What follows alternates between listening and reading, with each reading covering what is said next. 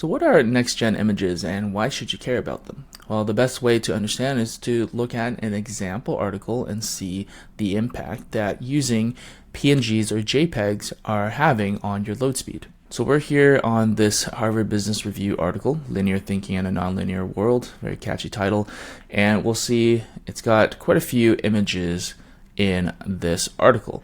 And if we take a look and inspect what file type these images are, we'll see that actually every one of these is a PNG. Now they've actually done a decent job of compressing some of these already, less than 100 kilobytes, which is not bad, but I can tell you for sure that there are some gains left on the table. For example, you look at the hero image, its intrinsic size is actually over 1900 pixels, and honestly it doesn't need to be this big.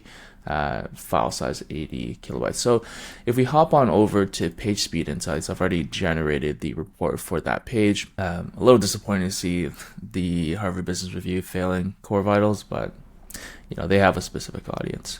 If we head down to the performance audit, what image sizes typically are going to affect is your largest contentful post. In this case, I think the largest contentful post they're actually saying is the text block. Test yourself in this word problem. That's the intro paragraph to the article. But when we head down to the recommendation to serve images in next-gen formats, potential savings of 721 kilobytes. So that's not a immaterial amount. And what it's actually saying is like, look, every single one of these images can be reduced another, seems like 20%.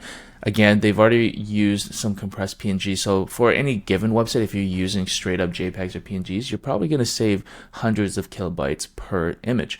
And the reality of it is that these new image types are fairly indistinguishable to a user for the purpose of reading an article. No one's really going to notice that you're further compressing or using different image formats.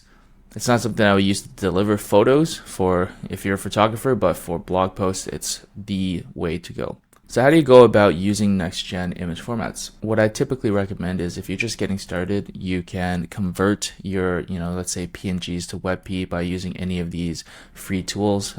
For example, just, pick this one, and all you have to do is just drop in your file and then it will spit out a WebP for you. Obviously, this adds a little bit to your workflow. So if you're constantly posting and you're using a CMS like WordPress, there are actually plugins that can manage this for you. Before we go any further in this video, I wanted to introduce you guys to Mega SEO, an intelligent, automated content writer for startups. Now, AI writers are a dime a dozen these days. So what makes Mega SEO unique? Well, for starters, Mega SEO actually ingests your entire website to use as context to inform its writing. All you have to do is give it a URL and it'll go and generate the blogs. Now the process could take a few minutes just as the AI is scanning the site, and when the articles are generated, it does generate custom images related to the content as well. Now after a few moments, you'll be taken into an inbox view where 2 articles have been generated absolutely for free. So let's take a look at the first one. Unlocking Creativity, How AI is Transforming Art, Music, and Beyond. Again, the writer takes into context what already exists on the site and informing the topics that it should write about. So it's thinking that the use of artificial intelligence in the arts is relevant to some of the topics that are being covered on Gizmodo today. We'll see that there's an image that's generated, and there's a key takeaway section, by the way, very good for SEO, and several blocks of prose with a heading and some subheadings, and a couple of lists to consider. At the bottom, we'll also see that it's thrown in an FAQ section to get at those long tail keywords and related searches that could boost its rank as well. As mentioned, because of the indexing the content from your site, we're also able to add in internal links to related articles.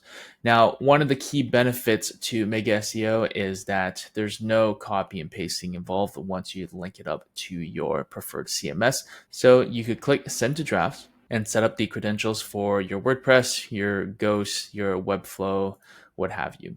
If you're interested in taking Mega SEO for a spin, absolutely for free, and generate some automated articles, link in the description or visit megaseo.ai. Just imagine getting these blog drafts on a daily basis and reviewing them while you have your morning coffee, knowing that you have a constant flow of new article ideas that you can post with just a single click of the button. The plugin for WordPress that I commonly recommend would be ShortPixel.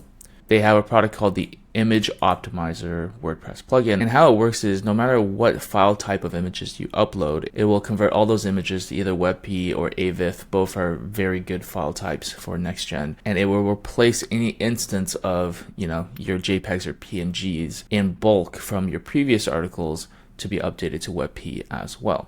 Just to prove that I'm not making this up and people actually use next-gen images, let's take a look at Neil Patel's blog. I've just pulled up one of his more recent ones. And if we checked the images, we can see there it is, WebP.